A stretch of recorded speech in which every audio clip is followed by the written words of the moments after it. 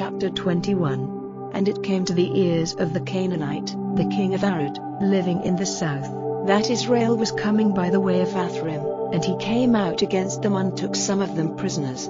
Then Israel made an oath to the Lord, and said, If you will give up this people into my hands, then I will send complete destruction on all their towns. And the Lord, in answer to the voice of Israel, gave the Canaanites up to them, and they put them and their towns completely to destruction, and that place was named Hormah. Then they went on from Mount Hor by the way to the Red Sea, going round the land of Edom, and the spirit of the people was overcome with weariness on the way. And crying out against God and against Moses, they said, Why have you taken us out of Egypt to come to our death in the waste land? For there is no bread and no water, and this poor bread is disgusting to us. Then the Lord sent poison snakes among the people, and their bites were a cause of death to the people of Israel. Then the people came to Moses and said, We have done wrong in crying out against the Lord and against you. Make prayer to the Lord to take away the snakes from us. So Moses made prayer for the people. And the Lord said to Moses, Make an image of a snake and put it on a rod, and anyone who has been wounded by the snakes, looking on it will be made well. So Moses made a snake of brass and put it on a rod, and anyone who had a snake bite, after looking on the snake of brass, was made well. Then the children of Israel went on and put up their tents in Oboth. And journeying on again from Oboth, they put up their tents in Abarim, in the waste land before Moab looking east. And moving on from there, they put up their tents in the valley of Sud.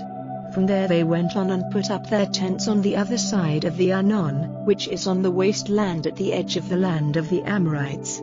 For the Arnon is the line of division between Moab and the Amorites, as it says in the book of the wars of the Lord, the Heb-in Supah, and the valley of the Ammon, the slope of the valleys going down to the tents of Ar and touching the edge of Moab. From there they went on to Beer, the water spring of which the Lord said to Moses, Make the people came together and I will give them water.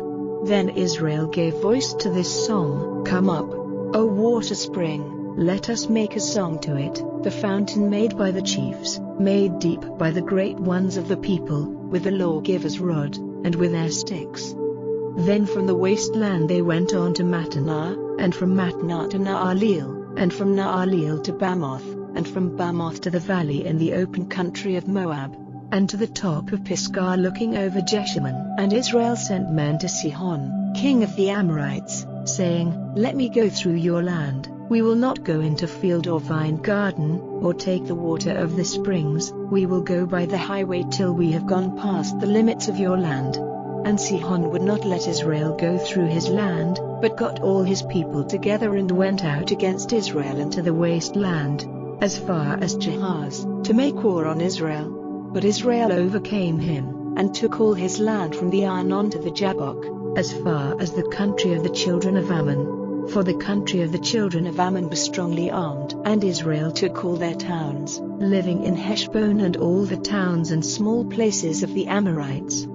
For Heshbon was the town of Sihon, king of the Amorites, who had made war against an earlier king of Moab and taken from him all his land as far as the Arnon. So the makers of wise sayings say, Come to Heshbon, building up the town of Sihon and making it strong, for a fire has gone out of Heshbon, a flame from the town of Sihon, for the destruction of Ar and Moab, and the lords of the high places of the Arnon. Sorrow is yours, O Moab. Destruction is your fate, O people of Chemosh. His sons have gone in flight, and his daughters are prisoners, in the hands of Sihon, king of the Amorites.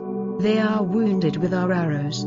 Destruction has come on Heshbon, even to Dibon, and we have made the land waste as far as Nophah, stretching out to Medeba. So Israel put up their tents in the land of the Amorites.